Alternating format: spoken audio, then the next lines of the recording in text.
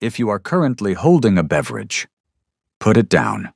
I am not legally responsible for spit takes, tea snorts, or the deeply personal betrayal of your nose when you laugh too hard. Because at precisely 9:02 p.m., in the loudest, rowdiest, most questionably insured establishment in the kingdom, a grown nobleman was about to discover gravity. The hard way.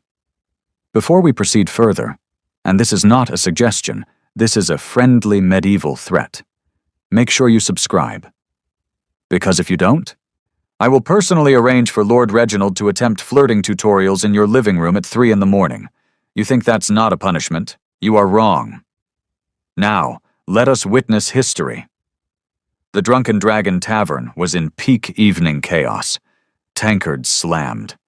Someone was singing off-key in 3 different directions. A bard was being emotionally ignored near the fireplace. And in the center of this perfectly respectable disaster stood Lord Reginald von Smugpants, 3 flagons deep, her chest puffed. Confidence astronomically unsupported by evidence. He leaned one elbow on the bar like a man who had never once in his life been told to sit down and be humble. Across from him, moving with the calm efficiency of someone who had seen far too much nonsense today, was Ilara the Unimpressed. Tiny, deadly, balanced under 2 overloaded trays like the patron saint of "Not today, sir." She didn't even look at him. This, unfortunately, only made Reginald stronger. Or rather, more incorrect. He cleared his throat. Loudly, heroically, disastrously. "Ilara," he declared, with the confidence of a man about to make history for all the wrong reasons. "Has anyone ever told you your eyes sparkle like, He squinted. Brain buffering. Polished armor? The tavern went quiet for exactly half a second, just long enough for second-hand embarrassment to bloom like a fungus. Ilara did not stop walking, did not slow down, and did not emotionally acknowledge his continued existence. "Drink your mead, my lord," she said flatly, "before it develops a personality more appealing than yours." Somewhere in the back, a man choked on a peanut. Reginald's eye twitched. Because, see, and this is medically verified, nothing is more dangerous than a mediocre man experiencing public rejection. He straightened, smoothed his doublet, and made the single worst decision of his evening. He grabbed her wrist, and the tavern went very still. Ilara slowly turned her head. Not fast, not dramatic, just slow enough to suggest someone's future was about to become educational. "My lord," she said pleasantly, which was already a red flag. "Remove your hand." Reginald smiled. "My dear listeners." He should not have smiled. Now, he said, swaying slightly. "A lady should know her manners. Dance with me, and perhaps I forget to complain to your manager about the service." From the corner, old Bren the regular muttered, "Ah, he has chosen death." Ilara set her trays down with surgical care. 1 mug, 2 mugs, perfectly aligned. Still no rush, still no panic, still the calm of a woman who had already picked out his landing location. Reginald, tragically committed to the bit, lifted his free hand, reared back, because apparently his survival instincts had been on extended vacation since birth. "Perhaps," he said smugly, "you require—" Whap crack. It happened too fast for dignity to survive. The legendary Omega slap kick deployed with divine precision. Heel, jaw, impact. Reginald achieved flight. Not metaphorical flight. Not poetic flight. Trebuchet level, furniture clearing, physics questioning flight. He soared backward through the air with the grace of a disgruntled potato. Crashed through 1 table, bounced off a second, and landed directly in a suspicious puddle of spilled stew. Silence. 1 beat. 2. Then the tavern exploded. But laughter howled off the rafters. Someone slapped the table hard enough to startle a nearby goat. "Oh, aye, my lord," someone wheezed. Your face matches the roast boar now." Reginald surfaced from the stew like a man reborn into worse circumstances. Hair dripping, pride deceased, jaw slightly sideways. "She cheated," he croaked. "Witchery, dishonorable foot usage." Elara had already picked her trays back up, balanced, unbothered, emotionally moisturized, and walked right past him. But that was when barmaid Lysa, 6 feet tall and built like she arm-wrestled bears recreationally, stepped forward and planted her hands on her hips. "Well now," she said sweetly.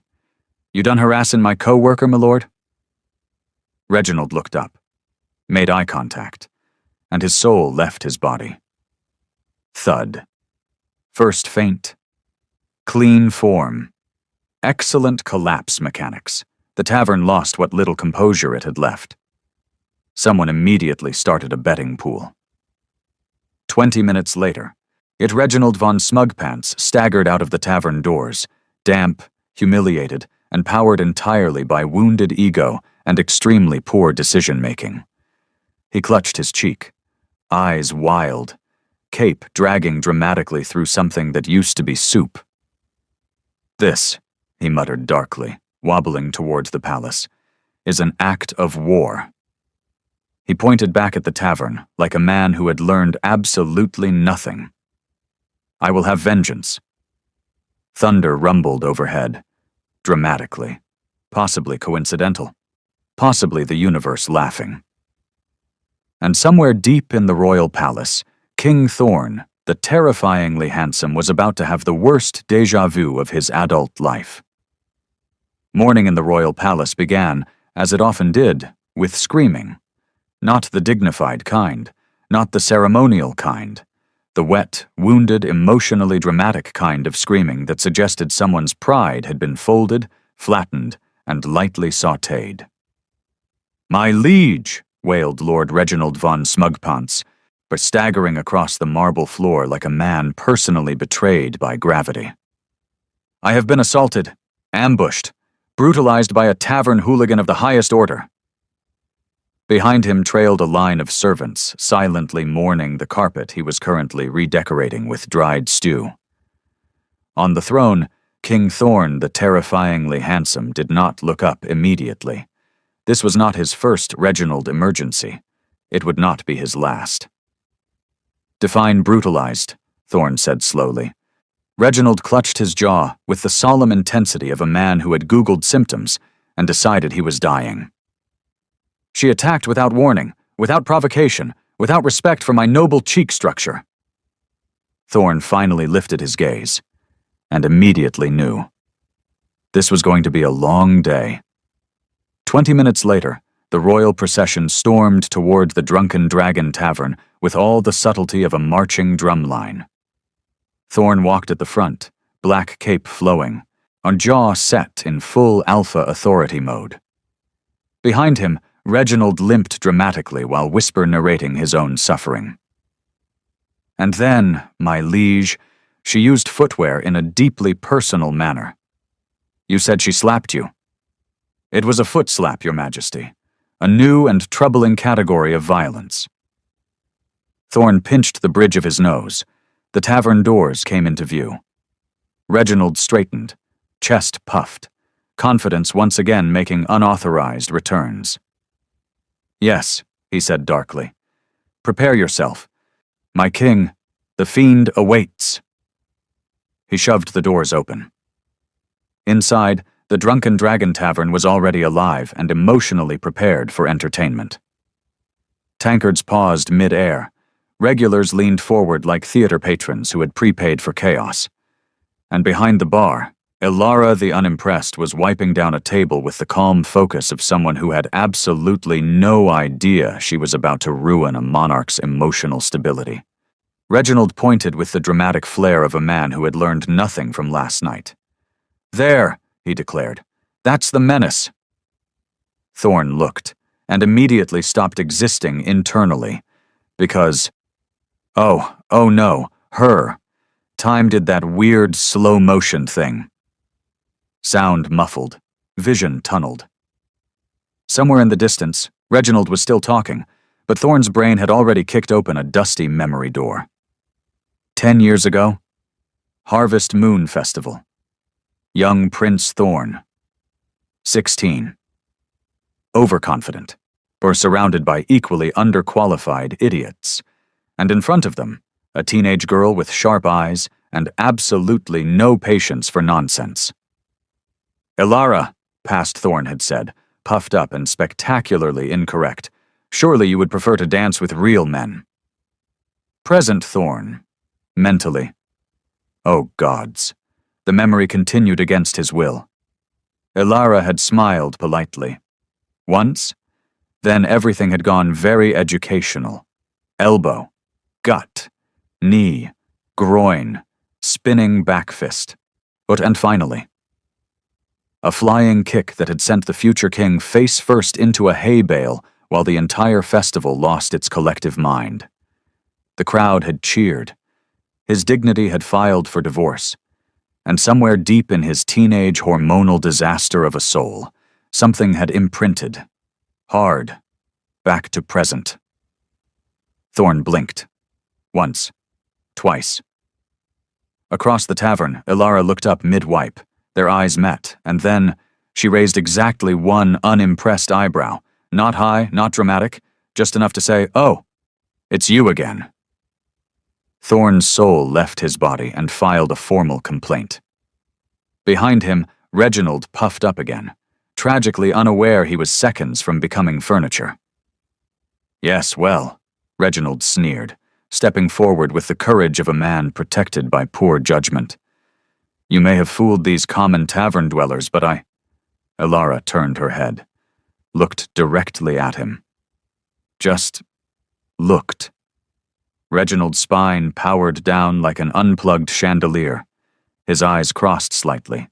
He made a small, but deeply personal squeaking noise, and collapsed. Thud. Reginald faint count. 2. The tavern erupted on schedule. Someone immediately updated the betting board. In the corner, old Bren shouted, "New record for fastest noble collapse." Ilara didn't even blink. She just looked back at Thorn. Slowly, carefully, like she was evaluating whether he, too, needed to be launched into nearby furniture. "Well," she said flatly, "but if it isn't His Highness hay bale—" The tavern lost its remaining grip on reality. Thorn, meanwhile, was experiencing 12 separate emotional emergencies. Recognition, humiliation flashback, respect, attraction, fear, admiration, and something dangerously close to, "Oh no, she's still terrifying." Reginald, half-conscious on the floor, weakly fumbled in his coat and pulled out a small leather notebook. With trembling dignity, he scribbled, "Beta Honor Ledger Entry Number 2, Cause of Collapse, Aggressive Eye Contact." He underlined it twice, then passed out again for emphasis. Thorn did not notice, because Ilara had taken one step closer. Tiny, calm, flour still dusting her apron, and his survival instincts were now fully on vacation. "You look nervous, Your Majesty," she said. He was. He absolutely was. But unfortunately, his mouth had stopped consulting his brain. So what came out was loud, public, and catastrophically sincere. "Marry me?" Silence detonated across the tavern. Then the entire building lost its mind. Tankards slammed. Someone screamed. Reginald sat bolt upright in shock, and immediately fainted again off-screen. King Thorn is still on one knee in the tavern mud.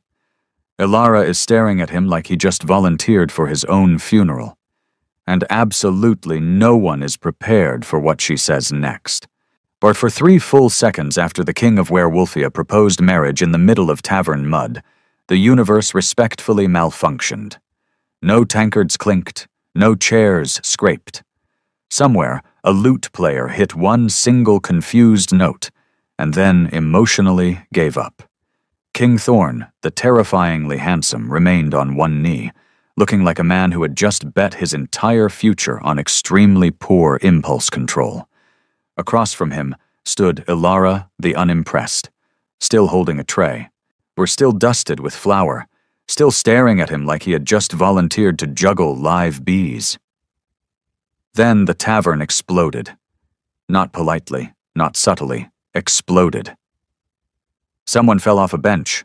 Old Bren wheezed so hard he had to sit down preemptively.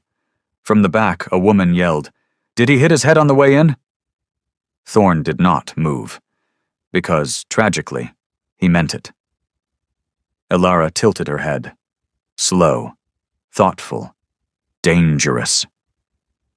"Well," she said at last, voice calm as freshly poured mead, "or that is certainly a choice." The crowd leaned forward in unison. Thorn swallowed. Hard. "I am," he said carefully, with the doomed dignity of a man already halfway into emotional quicksand. "Entirely serious. Big mistake. Huge." Because Ilara's mouth twitched. Not into a smile. Oh no, into something far more concerning. She reached behind the bar, picked up a pretzel, weighed it thoughtfully in her hand, like a woman considering minor property damage. Thorn, to his credit, did not flinch, and he probably should have. Flick. The pretzel launched with terrifying accuracy. Boink. Direct hit to the royal forehead. Not painful, not brutal, just deeply, spiritually disrespectful. The tavern howled. Thorn blinked once, very slowly, like his brain was buffering the emotional damage. Ilara folded her arms. "If I married every overgrown noble who panicked in my direction," she said sweetly, "I'd need a filing system." Somewhere, someone dropped their drink from sheer delight. Thorn exhaled through his nose. Not offended, not angry, worse, more interested. "Well," he said quietly, eyes sharp now, "good thing I'm not every overgrown noble." The tavern made a collective ooh noise. Ilara's eyebrow lifted again, dangerously intrigued. Behind them, something wet and confused began to stir. Reginald. Unfortunately. He pushed himself upright from the floor with the fragile dignity of a man who had recently lost a fight with gravity. "Did we win?" he croaked, when no one answered. Because at that exact moment, Ilara shifted her weight and glanced in his direction. Reginald looked up, made eye contact, and his soul immediately packed a suitcase. "Nope," he whispered. He turned, tried to stand, missed the entire concept of balance, and tipped sideways directly into a nearby soup barrel. Splorsh. Gone. Just gone. Only his boots remained visible for a full second before slowly disappearing beneath the surface. The tavern collapsed into fresh hysteria. "Faint count. 3!" someone shouted. A chalkboard appeared. No one knew who brought it, but it was already being updated. Meanwhile, across the city, rumors were spreading. Fast. Through markets, through alleys, through extremely nosy bread lines. Whispers passed from merchant to mercenary. "You hear about the kick, Omega? Launched a noble clear across a tavern. King's involved now. Poor idiot never saw the foot coming." By sunset, or the phrase Omega slap kick trademark had entered the public vocabulary. By midnight, 3 bards were workshopping songs. By tomorrow morning, this was going to be a problem. Back in the tavern, Thorn finally rose from the mud, brushing off his knee with slow, deliberate calm. He studied Ilara like a man who had just found the single most dangerous hobby in the kingdom. "You're rejecting me," he said. It was not a question. Ilara smiled politely, with the kind of polite that had historically preceded violence. "Correct. Publicly. Yes. With snacks." She tilted her head. "You're very observant, Your Majesty." The tavern patrons leaned in so far several of them nearly tipped over. Thorn was quiet for a long moment. Then, to the growing horror and delight of everyone present, he smiled. Slow. Certain. Absolutely not discouraged. Well, he said, voice low and entirely too calm for a man who had just been pretzel assaulted in public. Good thing I'm persistent. Ilara's eyes narrowed slightly. Interest level, dangerously rising. Thorn adjusted his cape, turned towards the door, and delivered the single most threatening sentence a tavern had ever heard. I'll be back tomorrow. Silence. Then, the tavern erupted into logistical planning. Old Bren slapped the table. Oh aye, we need more snacks. Barmaid Lysa cracked her knuckles. Or I'm taking bets on how fast he embarrasses himself. Someone in the back was already popping corn over the hearth. Ilara just watched the king leave, expression unreadable, but her fingers tapped once against the bar. Thoughtful. Behind the counter, Reginald resurfaced from the soup barrel like a haunted vegetable, hair dripping, eyes wild. With shaking hands, he pulled out his notebook and scribbled, Beta Honor Ledger, entry number 3, cause of collapse, sustained omega proximity plus soup involvement. He underlined it, twice, then immediately passed out again into the barrel. By the next evening, the Drunken Dragon Tavern had the electric atmosphere of a venue that knew entertainment was scheduled. Not hoped for. Scheduled. The betting board was updated. The snacks were restocked. Old Bren had brought binoculars for reasons no one questioned. And behind the bar, Ilara the Unimpressed polished a mug with the calm patience of a woman emotionally prepared for nonsense. Right on cue. The tavern doors opened. Not dramatically, not explosively, but with the deeply suspicious restraint of a man attempting to appear casual while absolutely not being casual. King Thorn, the terrifyingly handsome, stepped inside. No royal procession, no trumpet fanfare, and just one very large alpha trying, and failing, to look like he had simply wandered in by accident and definitely not returned to the scene of his romantic humiliation. Several patrons immediately leaned forward. One woman whispered, "Oh, this is going to be good." Thorn approached the bar with careful dignity. "Good evening," he said smoothly.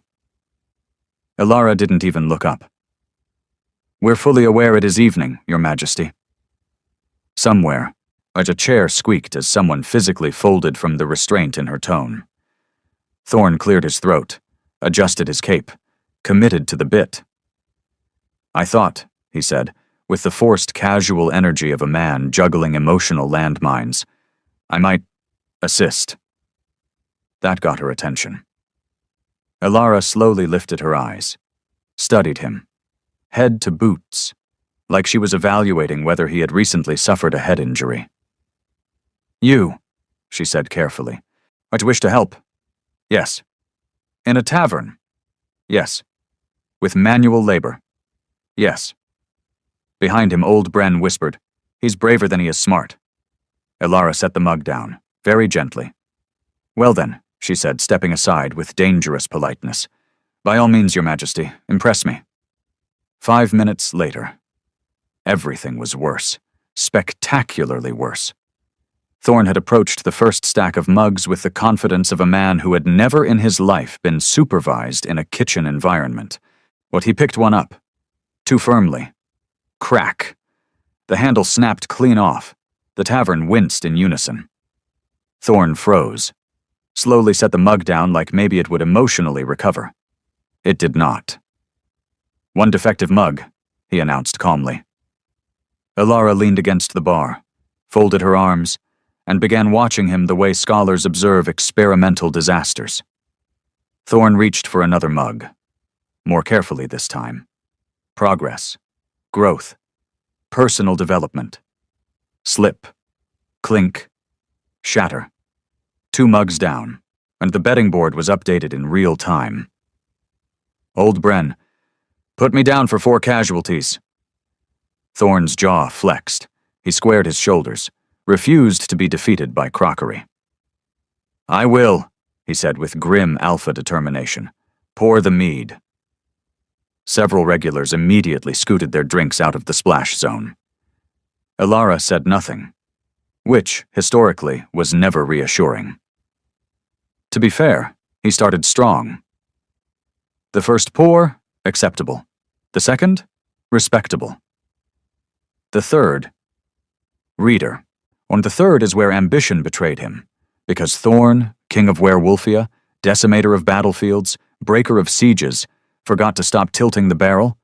At first the mead flowed normally, then generously, then aggressively, then catastrophically. Golden ale surged out in a foamy tidal wave of poor decision-making. Tankards overflowed, the counter flooded. One unlucky patron lifted his boots just in time to avoid becoming part of the beverage.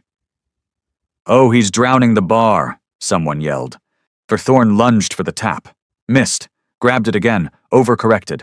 The barrel gave one traitorous glorp and dumped the remaining contents directly across the counter. Silence fell. Sticky, damp, judgmental.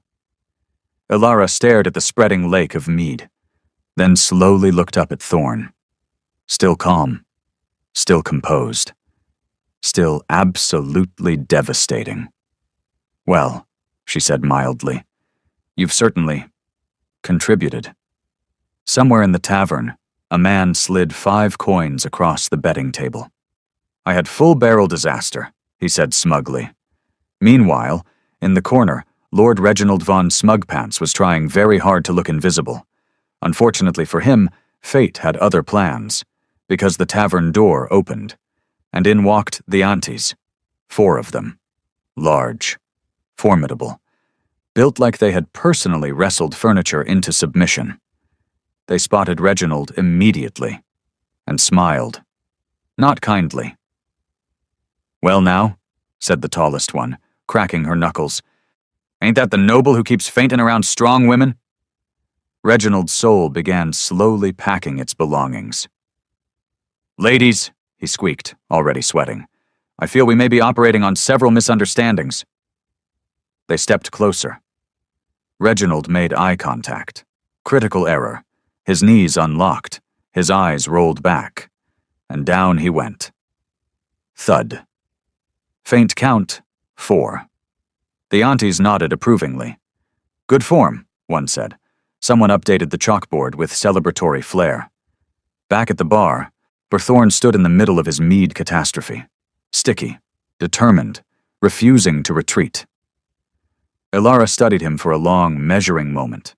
Not amused, not impressed, but not entirely dismissive either. Interesting. Very interesting. She pushed off the bar, walked past him, paused just close enough that he could smell flour and something faintly dangerous. "Well, Your Majesty," she said lightly, "since you're so helpful." Thorn straightened immediately. Hope. The poor, misguided creature. "Charles, you can start by fixing the mess you just made." She turned, pointed, directly, at the most humiliating task in the entire tavern. There are many things King Thorn, the terrifyingly handsome, expected to wear in his lifetime. Battle armor, ceremonial robes, possibly dramatic reign at some point. What he did not expect was the apron. It was beige, it was slightly flour-dusted, and it had once, according to the extremely judgmental looks from the regulars, belonged to someone named Marta, or who apparently had strong opinions about soup. Thorn stood in the center of the Drunken Dragon Tavern, staring down at the apron strings like they had personally betrayed his bloodline. Behind the bar, Ilara the Unimpressed leaned one shoulder casually against the counter, watching him the way one observes a large, well-meaning animal attempting fine motor skills for the first time. "Well?" she said. Thorn lifted his chin with the doomed dignity of a man already halfway into embarrassment. "I have led armies," he said. "I am aware. I have conquered border rebellions. So I've heard. I can carry a tray." Ilara's mouth twitched. Not encouragement. Never encouragement. "Show me." To be fair, and history will record this, Thorn started strong. Again. He picked up the loaded tray, balanced it, took 1 step, 2 steps. Across the tavern, old Bren leaned forward with binocular-level focus. Hold. Hold. Thorn adjusted his grip. Still steady, still composed, still... Growl. It had slipped out before he could stop it. Low, instinctive, pure alpha reflex. The nearby customer, a very average man just trying to enjoy his evening, froze mid-sip. "Sir," the man said carefully, "are you growling at me?" Thorn froze. Of course not. He took another step. The tray wobbled. The glasses rattled ominously. A small child at the table squinted up at him with devastating honesty. "You're bad at this." The tavern lost it. Thorn attempted a pivot. Critical mistake. The tray tilted. Not dramatically, just enough to signal incoming consequences. He corrected. Overcorrected. One mug slid. He lunged. The entire tray performed a deeply disrespectful wobble. Elara did not move, did not intervene, did not blink. She simply watched, like a scientist observing a particularly expensive mistake. Clink. Splash. One mug down. Foam everywhere. The child from earlier gave him a slow, disappointed thumbs down. Thorn's eye twitched. Elara finally pushed off the bar. "Move," she said. Not unkind, not gentle either.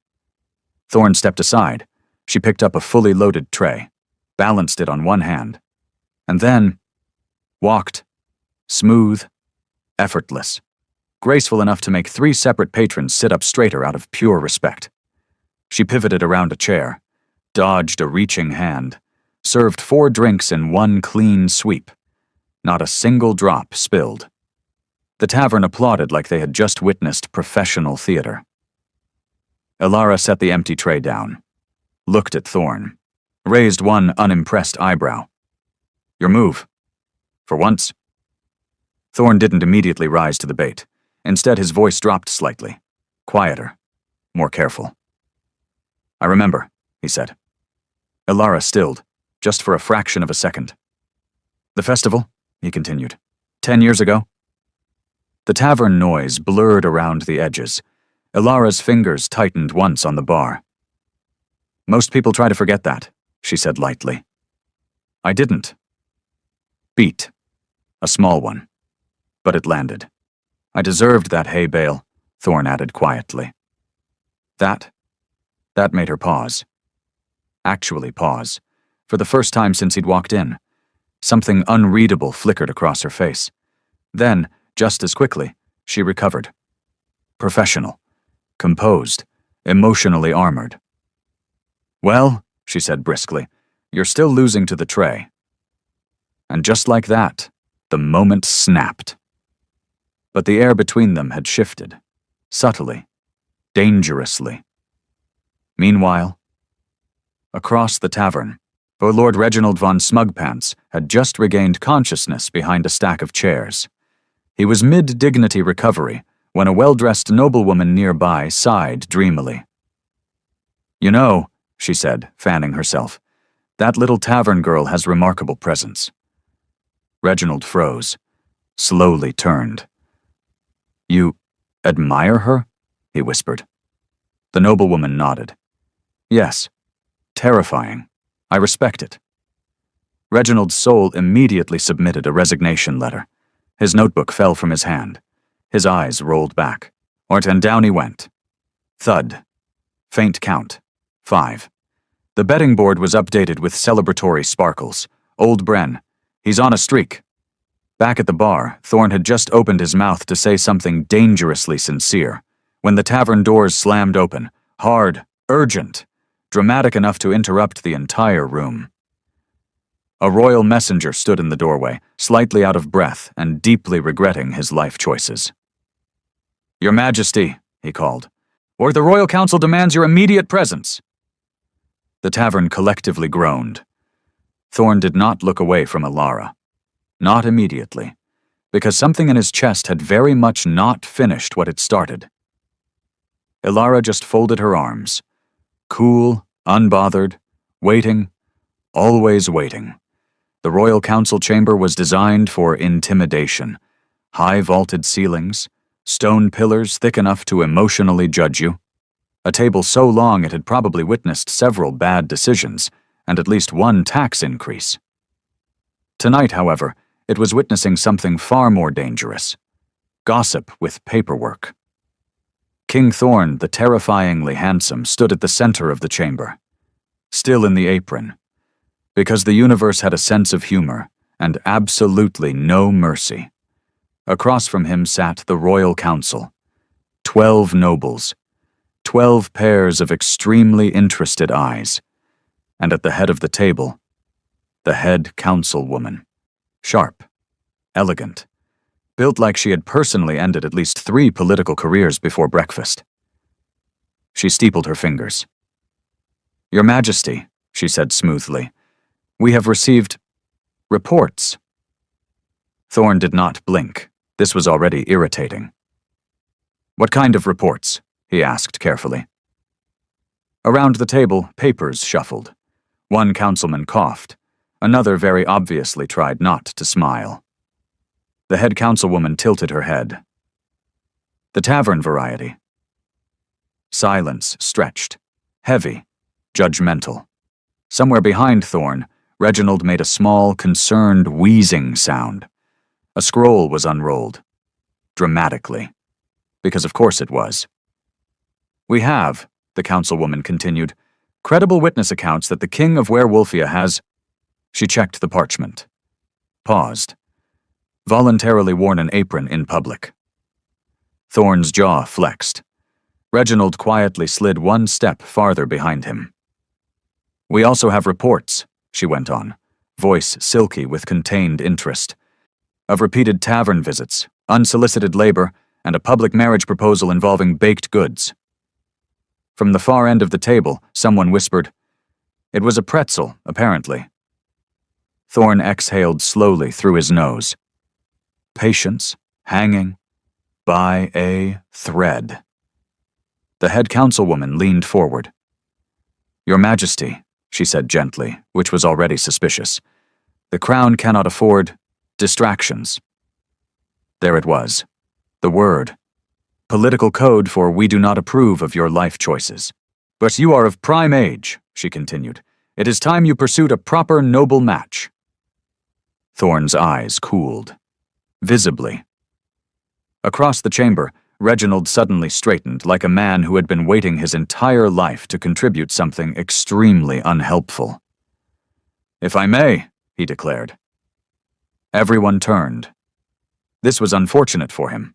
He puffed his chest, smoothed his already traumatized doublet, and launched into the worst speech of his career. "My esteemed council," Reginald began grandly, "what you fail to understand is that His Majesty's tavern attendance is clearly part of a highly sophisticated—" The head councilwoman leaned forward slightly. Just slightly. One elegant brow lifting. Reginald made eye contact. Critical. Critical mistake. His confidence evaporated like cheap perfume. "Strategic," he whispered weakly. His pupils dilated, his knees unlocked, and down. I went. Thud. Faint count. 6. There was a pause. Then, with the solemn gravity of government bureaucracy, one of the council scribes cleared his throat and wrote, "Official court record subject, Lord Reginald von Smugpants. Incident. Spontaneous structural failure in presence of authoritative woman. Stamped, filed, immortalized." Thorn did not laugh, did not react, did not even look down at his unconscious best friend. Instead, something colder settled behind his eyes. "You are overstepping," he said quietly. The chamber temperature dropped 3 degrees. The head councilwoman's smile sharpened. "So are we, Your Majesty?" Oh, this was dangerous now, because the air had shifted, subtly, but unmistakably. "I will choose my own path," Thorn said. Not loud, not explosive, just very, very final. Several council members shifted in their seats, seeds, small ones, but planted.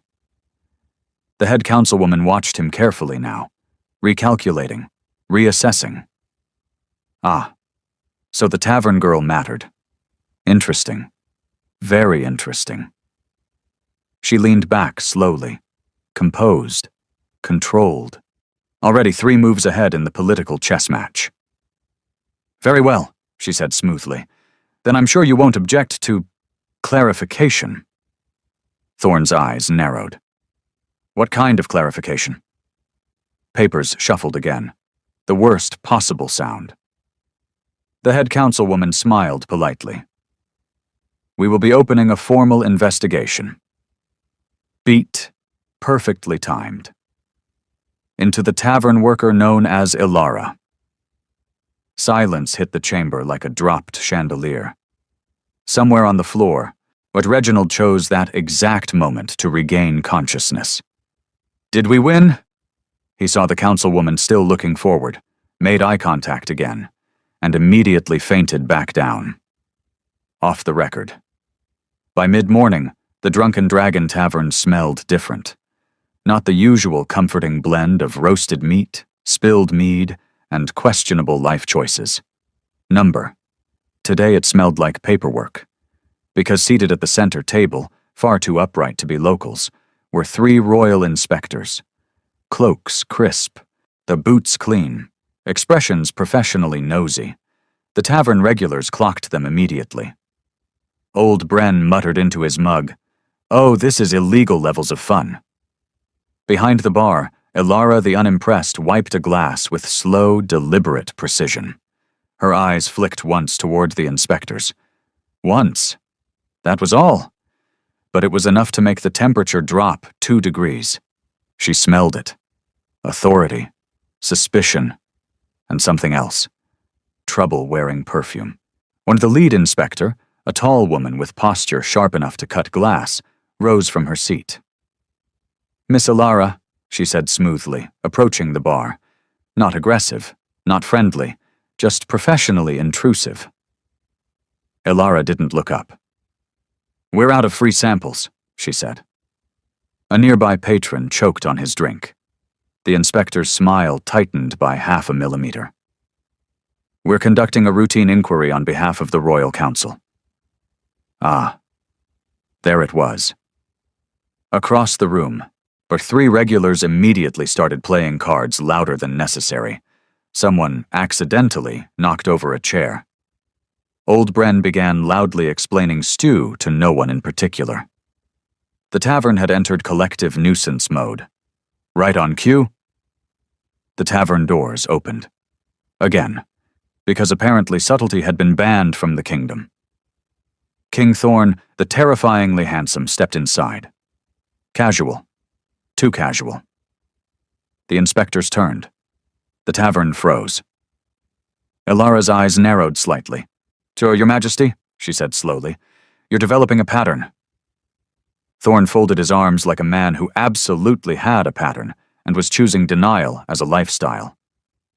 "I was in the area." Old Bren whispered loudly, "He was not in the area." Thorne did not blink. Professional. Focused. Very much aware the inspectors were now watching him like hawks who smelled emotional drama. The regulars immediately sprang into action. Poorly, but enthusiastically. One man tripped directly in front of the inspectors.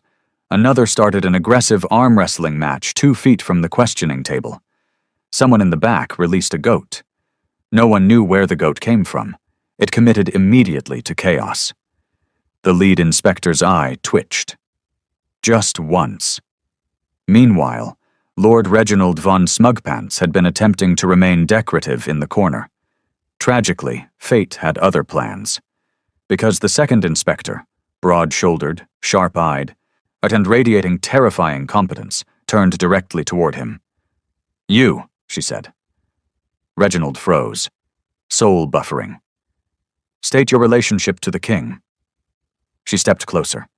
Reginald's survival instincts began filing emergency paperwork. "I am emotionally adjacent." She leaned forward. Just slightly. Reginald made eye contact, and history repeated itself. His posture collapsed like a poorly assembled bookshelf. His notebook fluttered from his hands. And down he went. Thud. Berfaint count, 7. The tavern erupted. The inspector stared down at him, long, flat, deeply unimpressed. A nearby scribe, because of course one had followed the inspectors, sighed and wrote, "Addendum to official court record subject continues to experience structural integrity failures. Stamped, filed." Somewhere bets were aggressively updated, while the tavern spiraled into bureaucratic embarrassment. Ilara grabbed Thorn by the sleeve. Not gently. "Walk," she said under her breath. He did, and because apparently self-preservation instincts only worked selectively around her. She shoved open the back storage door and stepped inside. Dim light, stacked barrels, close quarters, way too close. The door shut behind them, and just like that, the air changed.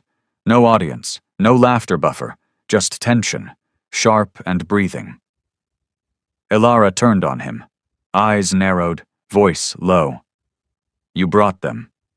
Not a question, an accusation with excellent aim. Thorn's jaw tightened. "I didn't. You always show up 5 seconds before my problems. That's not intentional. That's suspicious." Their proximity was now aggressively noticeable. Neither stepped back. Neither was smart enough to create space. "You think I need protecting?" she pressed. His voice dropped, rougher now. "I think the council doesn't move this fast without a reason." That made her pause, just for a heartbeat.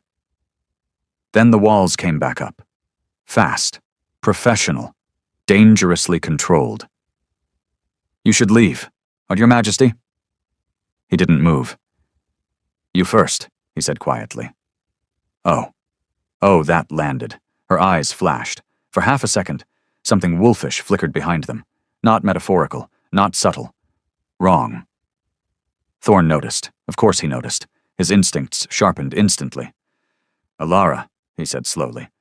But she was already stepping back, already masking it, already done being readable.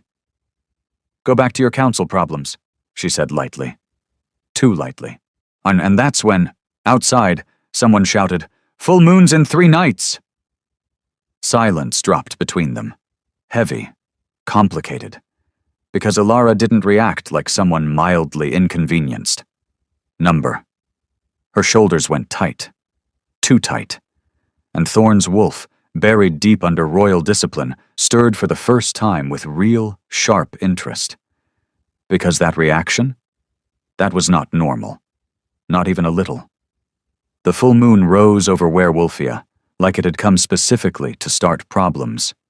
Bright. Round. Unjudgmental. Festival lanterns swung across the tavern courtyard. Music played. Someone outside was already arguing with a decorative goat. Inside the tavern, Ilara was absolutely not having a good time. She stood behind the bar with the rigid posture of a woman whose internal wolf was currently filing multiple noise complaints. "Not tonight," she told it firmly. Her wolf responded by pacing harder. Across the room, Thorn leaned against a support beam in what he clearly believed was a casual alpha presence. It was not casual. It was the posture of a man who had never once in his life successfully pretended to be normal. His eyes were locked on Ilara, because something was off. Not Omega soft, not Omega subtle. No. There was pressure rolling off her in quiet, dangerous waves, and Thorn, professional problem magnet that he was immediately interested. Meanwhile, Reginald was sweating, not lightly, not politely, aggressively. He dabbed his forehead with a handkerchief, like the air had personally offended him. "Why?" he whispered dramatically. "Does the moon feel targeted?" No one answered. Mostly because the tavern antes were already shifting their betting slips. Experience had taught them. Back at the bar, Ilara lifted a serving tray. The wood bent. Not cracked. Bent. Thorn's eyes narrowed. "Well now, And that was extremely suspicious behavior for someone categorized as non-threatening. "Elara," he said, voice low. "I'm working," she replied tightly. The tray in her hands gave a sharp, traitorous creak. Everyone nearby froze. A mug tipped, rolled, shattered on the floor. Silence dropped over the tavern like a badly timed dramatic pause. Elara exhaled slowly through her nose. Her pupils flickered. Gold. Not soft omega gold. Sharp. Predatory. Thorn went very, very still. Oh, this was interesting. Reginald turned at exactly the wrong moment. He saw Elara standing in the moonlight, saw the tension in her shoulders, saw the flash in her eyes. Reginald gasped like a man who had just remembered every bad decision of his life simultaneously. He clutched his chest, executed an unnecessary but emotionally committed spin, and collapsed face first onto the betting table. Arrow feint number 8. Coins exploded everywhere. A tavern ante slapped the table. "But I told you it would be 8! But Thorn wasn't laughing, because Elara was breathing harder now. Not panicked, controlled, too controlled, like something powerful was sitting just under her skin, politely asking permission to cause problems. He stepped closer. Slow, measured, deep in the "this is absolutely going to ruin my life" zone. "What?" Thorn said quietly. "Are you not telling me, little Omega?" Finally, Elara looked up at him and smiled. It was not comforting. It was the smile of a woman who could absolutely throw a grown man through furniture and had receipts to prove it. The air shifted. Pressure rolled outward. Several nearby patrons took synchronized steps back without consciously deciding to live. Thorn's wolf surged forward like it had just found a new hobby. His pulse kicked hard. Because he knew power. He respected power. He occasionally made deeply questionable decisions around power. And the woman standing in front of him was not supposed to feel like this. Realization landed.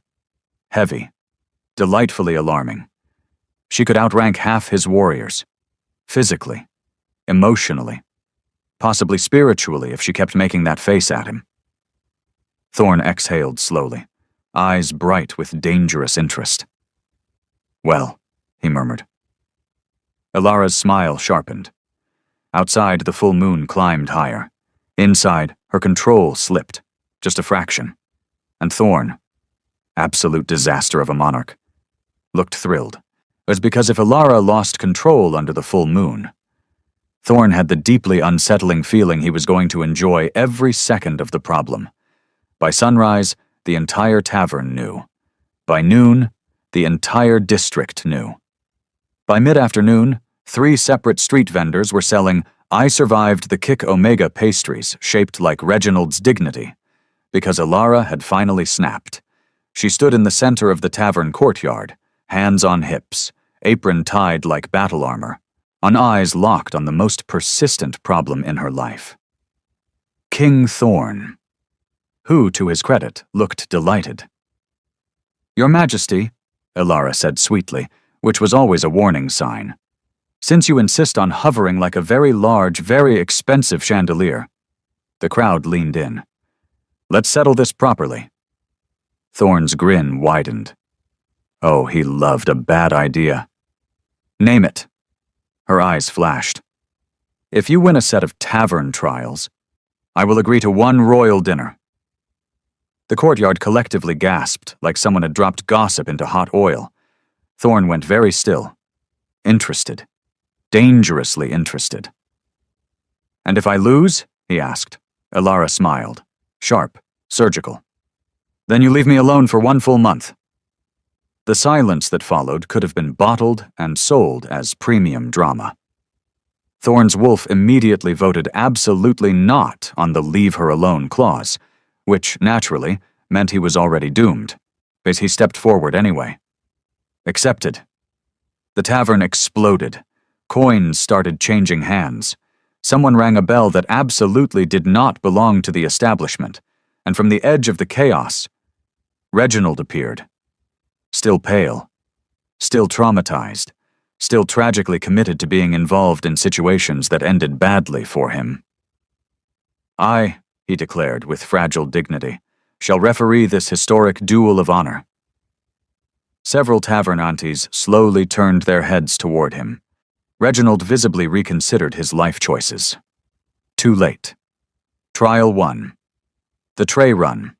Ilara moved first. Of course she did. She loaded 6 full mugs onto a tray with the calm confidence of someone who had never once feared gravity. Then she ran the length of the courtyard. Smooth. Perfect. Not a single drop spilled. The crowd howled approval. Thorn stepped up, cracked his neck, picked up the tray. For 3 beautiful seconds. He nailed it. Then a child waved at him. Thorn waved back automatically. With the tray tilted, 3 mugs launched into low orbit. 1 hit a passing bard. Scoreboard, Ilara, dominant. Thorn, emotionally trying. Trial 2. The keg lift. This was where Thorn expected redemption. He rolled his shoulders, stepped forward, and hoisted the keg like it owed him money. The crowd oohed. Ilara raised one unimpressed eyebrow. Then she stepped forward and lifted the same keg one-handed, while adjusting her apron with the other, and the courtyard lost its collective mind. Thorn stared, equal parts impressed and extremely into this problem. Trial 3. Insult endurance. Reginald cleared his throat. "I shall now deliver—" A tavern auntie leaned close. Reginald went cross-eyed. He soldiered on bravely. "Ilara, your tray alignment lacks." She leaned forward slightly. Reginald saw her eyes. His soul left his body. He attempted to continue. I. Behind him, the tavern aunties closed ranks. Slowly, menacingly. Reginald turned, saw the wall of terrifying womanhood approaching. He whispered very softly, "Oh no."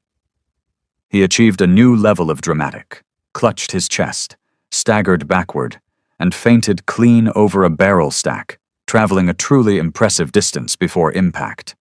Arrow feint number 9, personal best distance. The crowd erupted. Someone threw confetti. Thorn rubbed his temples. "We really need to get him a helmet."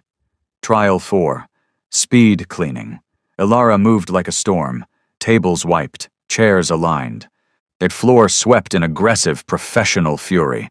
30 seconds flat. Done. Perfect. Thorn stepped up with the confidence of a man who had never once cleaned anything in his entire royal existence. It showed immediately. He snapped one broom, overturned a chair, accidentally intimidated a decorative plant, somehow created more mess.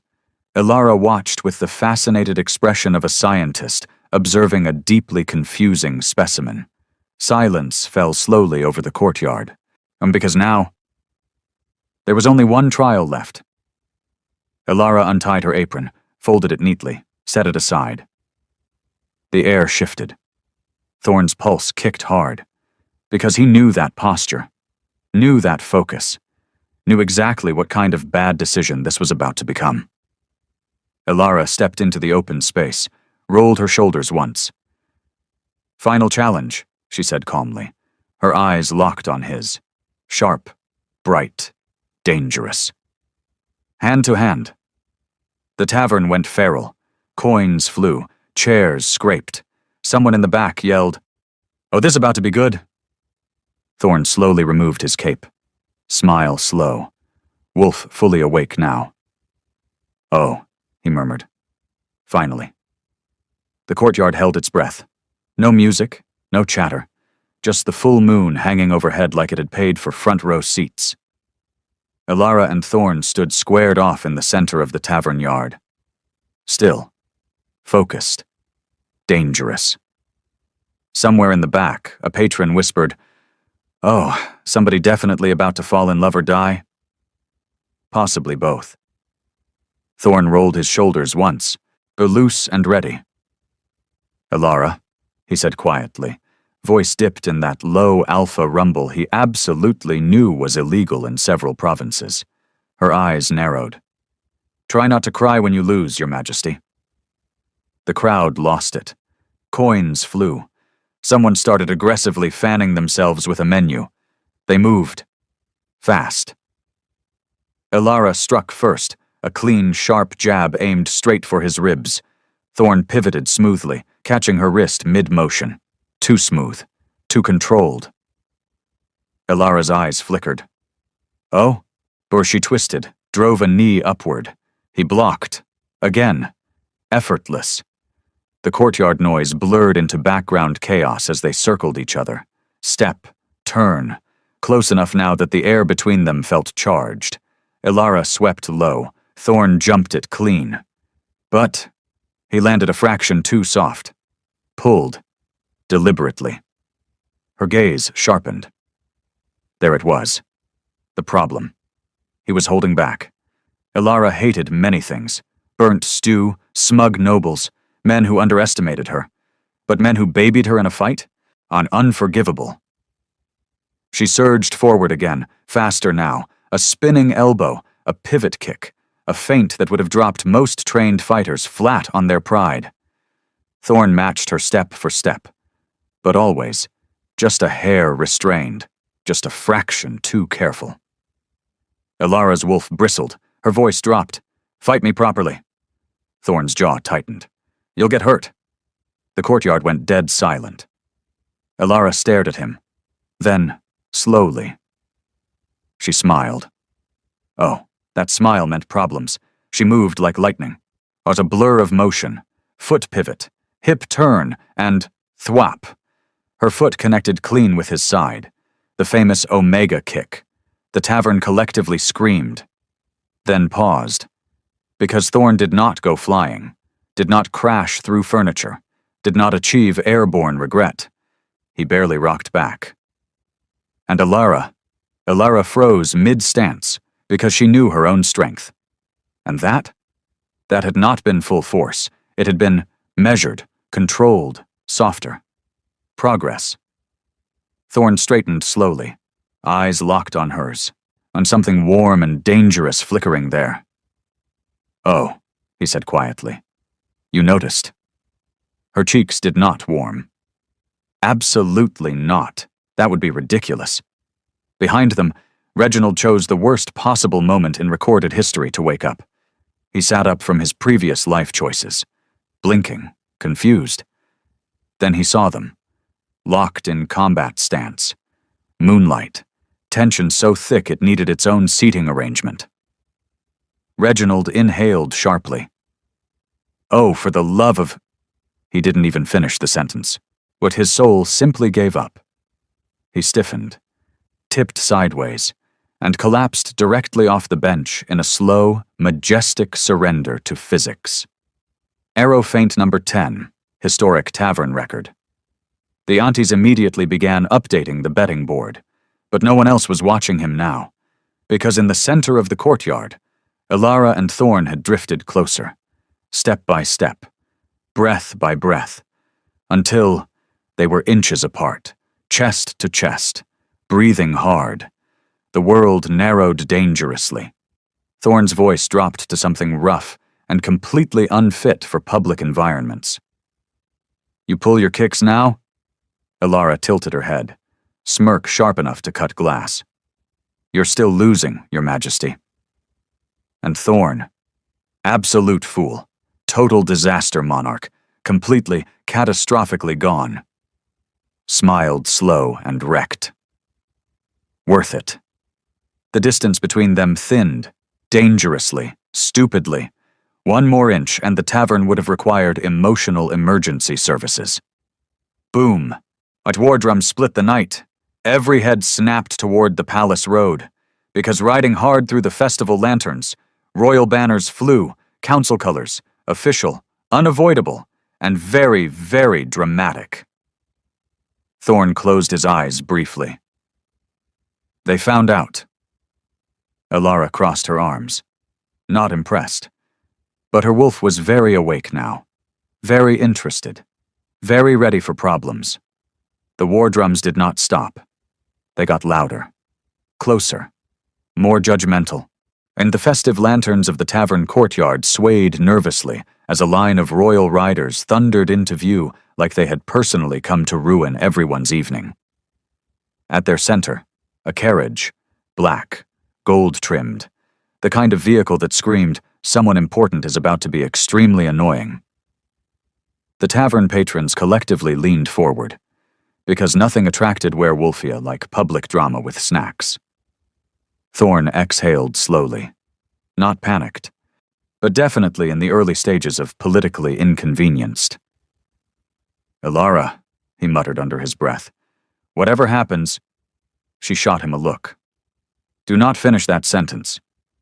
Smart man that he was, he did not. The carriage door swung open. Out stepped the head councilwoman, tall, severe, dressed like she ironed her personality every morning. Her sharp gaze swept the courtyard and landed directly on Thorn, then slid, slowly, to Ilara. Her eyes narrowed. "Oh," she said coolly. "Oh, this is worse than the reports." The crowd collectively vibrated, because the tone, immaculate menace. Behind the council delegation, Reginald chose that exact moment to wake up again. He sat up groggily. Blink, blink. Saw the head councilwoman, saw Ilara, saw Thorn, saw the situation. His nervous system simply unplugged.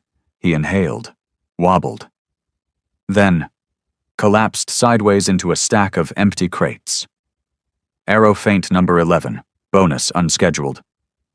A tavern auntie calmly added a chalk mark to the betting board. "Boy fainting like it's his profession." Thorn stepped forward, full Alpha King mode sliding into place like a well-tailored threat. "Councilwoman," he said smoothly, "to what do we owe this extremely dramatic entrance?" Her lips pressed thin. "We are here," she said, voice crisp enough to slice bread, "to address the tavern situation." Half the courtyard gasped.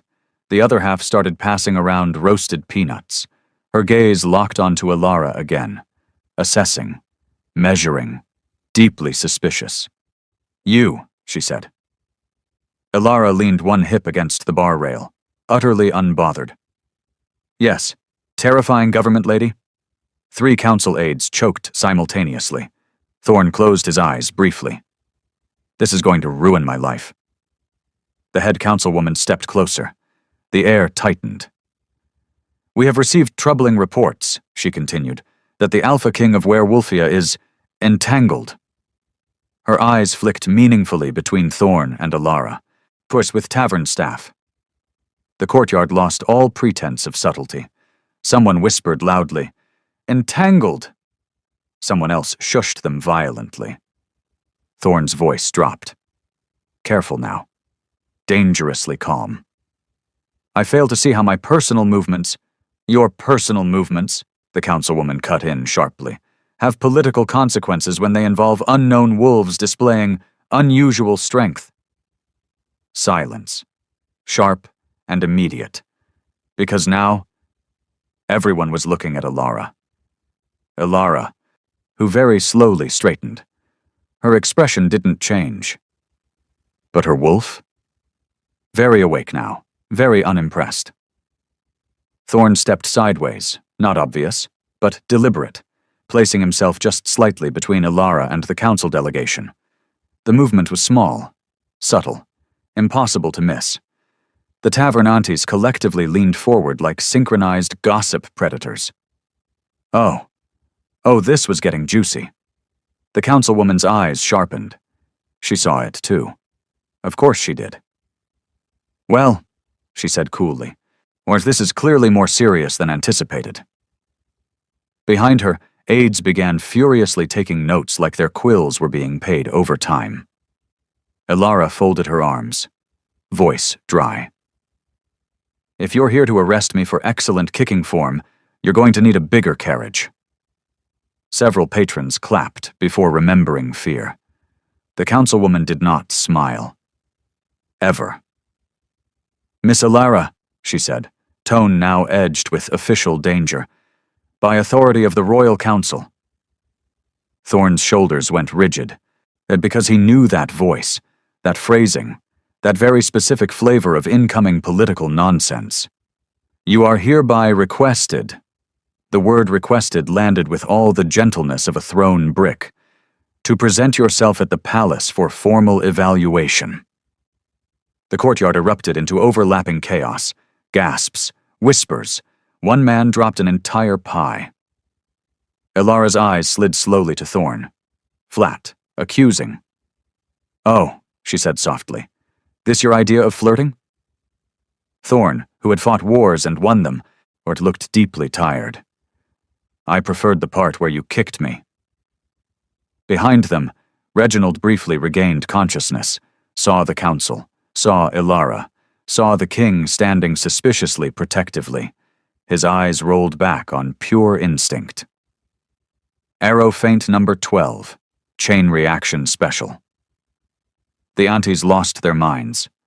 But in the center of it all, Ilara and Thorn stood too close. Tension back, hot, complicated, and now politically explosive. But because if she went to the palace, nothing about this situation was staying simple. Ilara tilted her head, eyes sharp, voice calm and extremely dangerous. "Fine," she said. The entire courtyard froze, because that did not sound like surrender. That sounded like someone about to walk directly into trouble. On purpose. The word dropped into the courtyard like a lit match in a fireworks warehouse. The Royal Council blinked. Thorn blinked. Or the tavern aunties leaned forward so far one of them knocked over her own drink and did not notice. Because that had been too easy. Ilara dusted invisible flour off her apron, completely calm, like she had not just agreed to walk straight into political nonsense. "I'll go," she added lightly. "But if anyone tries anything stupid—" Her eyes flicked briefly to Thorn. "I start kicking." Thorn, traitorous man that he was, looked encouraged. The councilwoman pinched the bridge of her nose. Port noted. If the tavern was warm chaos, the palace was cold judgment, tall marble columns, polished floors, nobles standing around like decorative furniture with opinions, and right in the center of it, Ilara, still in her tavern boots, still in her apron, still radiating "I dare you" energy. The court had gathered in full, because news traveled fast, and scandal traveled faster. Whispers rippled through the chamber. "Where's that's her? She's tiny. She threw the beta through a table." "Oh." Beside the throne platform, Thorn stood with the rigid posture of a man pretending this was all perfectly normal. It was not. Nothing about this was normal, especially not the way his wolf was currently pacing like it had found its favorite problem. At the far end of the chamber, Reginald had been strategically placed in a chair, with cushions and smelling salts. And what appeared to be a concerned footman assigned purely to emotional damage control. He looked pale, fragile, haunted by the concept of strong women. The head councilwoman stepped forward, voice crisp, formal, annoyingly calm. "Ilara of the Drunken Dragon Tavern," she began, "you have been summoned for formal strength evaluation under royal authority." Ilara raised one unimpressed eyebrow. "Do I get snacks during this evaluation, or is it just vibes?" 3 nobles choked. Thorn coughed into his fist to hide a smile. The councilwoman continued like she had never known joy. "You will demonstrate controlled wolf output." A pause. Then, "Without breaking anything." The entire court turned slowly to look at Ilara. Ilara looked back, thought about it, winced slightly. "No promises." The testing circle was drawn, silver-lined, official, extremely expensive-looking. Ilara stepped inside, rolled her shoulders once. The room held its breath, but Thorn leaned forward without meaning to, because he knew something about her power was off the charts. Elara closed her eyes, exhaled, and let the wolf rise, just a little. The air in the chamber shifted, not violently, not explosively, but heavy, dense, predatory. Several nobles instinctively took steps back like their survival instincts had clocked in for work. The silver lines along the floor flickered again, then glowed brighter. The councilwoman's eyes widened, just slightly, which for her was basically screaming. Across the room, Reginald sat up, saw the energy rolling off Elara, made one tiny, broken noise. Oh dear, and immediately slumped sideways out of his reinforced chair. Feint number 13, institutional grade. The footman caught him mid-drop like a man who had trained for this exact moment. Professional, efficient, deeply tired. In the circle, Elara exhaled and let the power settle. Silence, heavy, thick. Then, the head councilwoman straightened slowly, her voice carefully neutral, but no longer dismissive. Elara of the Drunken Dragon. A beat. The entire court leaned in. You are formally recognized as an anomalous Omega-class wolf under royal registry. A ripple of shock tore through the chamber, but she wasn't finished. And, the councilwoman added, eye twitching just slightly toward Thorn, you are accepted under provisional royal protection. The court exploded. Whispers, gasps. One noble dropped a fan dramatically. Elara blinked. Once, and then looked sideways at Thorn. Slow, knowing, smug. Well, she said, looks like you're stuck with me, Your Majesty. Thorn didn't even try to hide it anymore. That slow, doomed, absolutely smitten smile spread across his face. Tragic, he murmured. His wolf was practically wagging. Across the chamber, Reginald briefly regained consciousness just long enough to see Elara standing calmly in the royal circle. Official. Recognized. Dangerous. He inhaled. Eyes rolled back. Yawen the footman caught him again with the reflexes of a war veteran. The aunties who had somehow infiltrated the palace gallery updated the betting slate. At the center of it all, Elara and Thorn stood too close. Again. Always. The problem was no longer avoidable, no longer deniable, and definitely no longer quiet. Because Werewolfia had just made one catastrophic mistake. They didn't separate the Alpha King from the woman who could kick him into emotional ruin. And honestly, he was already planning the wedding menu, the end